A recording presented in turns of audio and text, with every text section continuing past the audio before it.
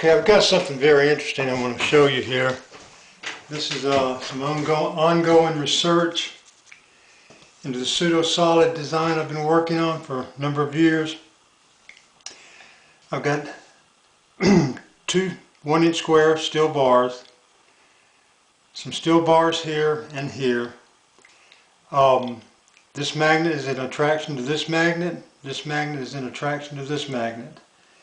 Now, these magnets can freely move, as you can see. The only reason I can't just push it like that and have it just roll down is because I've got cardboard on either side and these are pushing against it. If it wasn't for the cardboard and it maintained an even air gap on both sides, it would just move just with the ever so slightest touch. You could almost blow it back and forth. As far as eddy current drag, these iron bars could be replaced with a non-electrically conductive but ferromagnetic material, of course like ceramic magnet material that's been heated above the Curie temperature. So the eddy current drag could be eliminated and there would be no drag with even air gaps on both ends and with near frictionless bearings. There would be no work involved here. There's no attraction between the magnets when the steel's on them. When the steel's off, they lock together. But I'm going to show you something here. When these magnets are in attraction here, this one pulls on this one harder.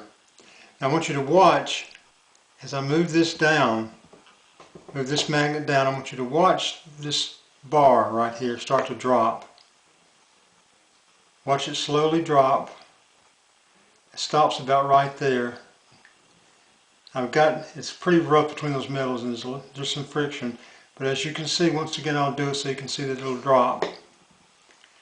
Now watch this corner here drop. If I've got paper spacers in there. If I had them a little thicker, it would just go ahead and drop completely off.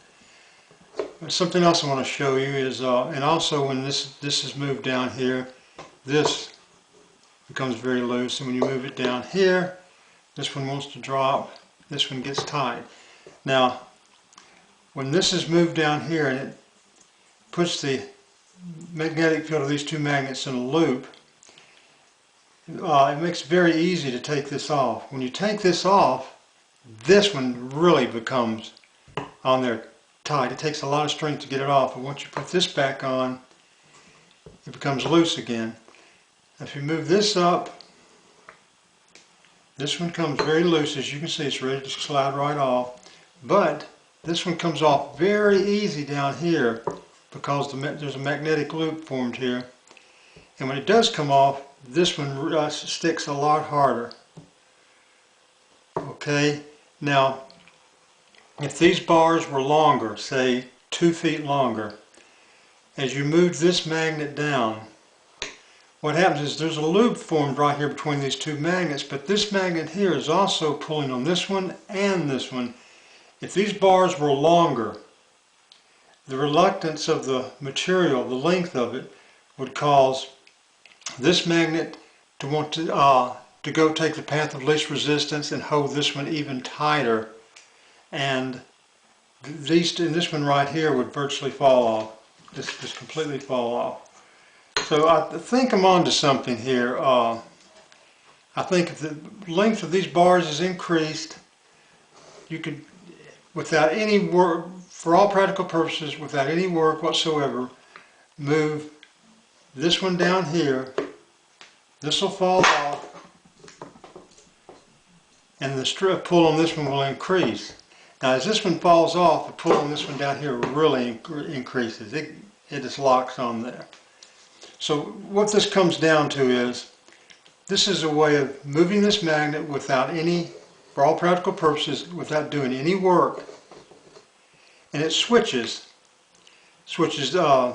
this magnetic field off by making it in a closed loop and releasing the magnetic field on this, except for the residual that's coming from this one.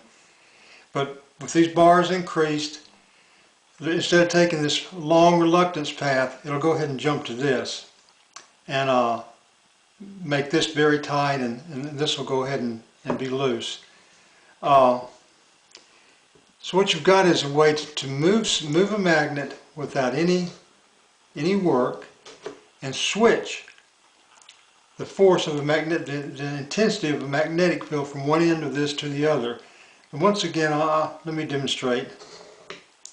Okay, now watch this end here. That binds real tight there. If it wasn't for the cardboard things, it would just roll if I could maintain the air gap. That's why we've got the cardboard in there, to maintain the air gap. But watch that. See, that's ready to fall off up there. So, and once it does fall off, the pull on this one becomes, it just locks on there. And if you move it this way, and this one comes off very easy, and this one locks on there.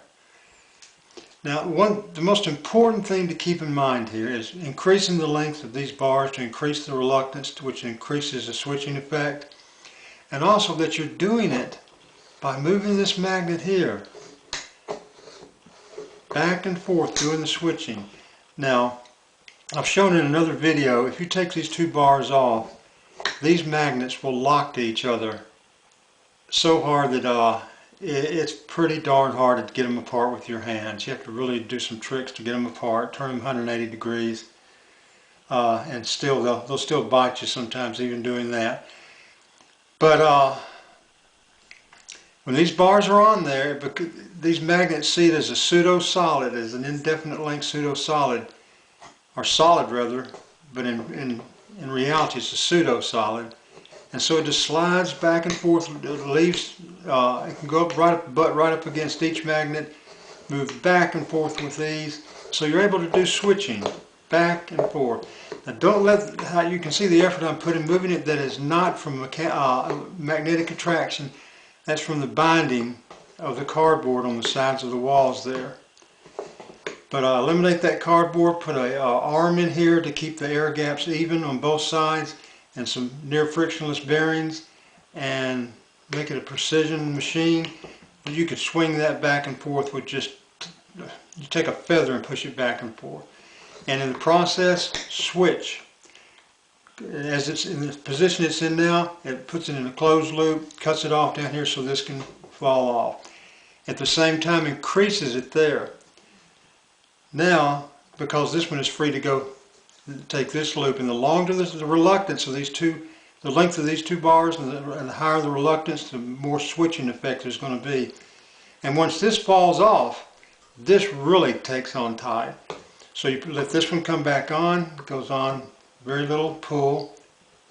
Move this back down there. Okay, this end is off now.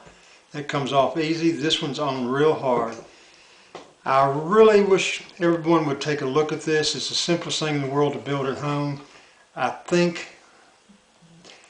there's a very good chance we may have found a work-free way of switching magnetic fields to do some work. I'm going to do some more research on this. There'll be more tests. Look on the YouTube websites, which I list on overunity.com. I've got three YouTube websites, and they show all the past experiments with this. Alright, that's it. Thanks a lot.